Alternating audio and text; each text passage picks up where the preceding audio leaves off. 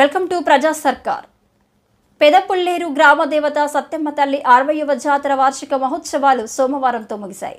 ఆలయ కమిటీ అధ్యక్షుడు కలిదిండి రామకృష్ణం రాజు ఆధ్వర్యంలో జరిగిన ఈ మహోత్సవాలు రంగరంగ వైభవంగా నిర్వహించారు.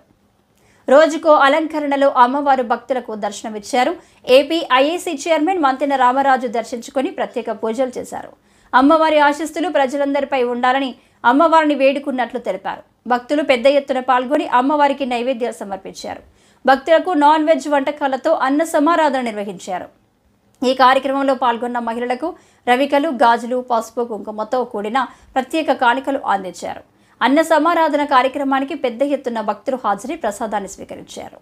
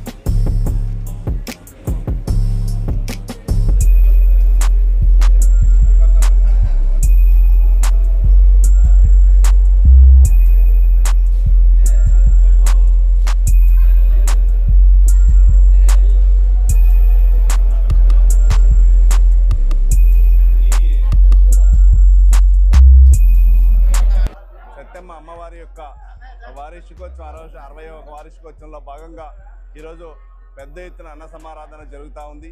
అన్న సమారాధనకి వేలాది మంది భక్తులు సుమారుగా 10,000 నుంచి 15,000 మందికి ఎప్పుడు కూడా ఈ గ్రామంలో నుండి పెద్దలు కానీ కమిటీ సభ్యులందరూ కూడా చక్కగా అన్న సమారాధన కార్యక్రమం చేయడం జరుగుతూ ఉన్నది.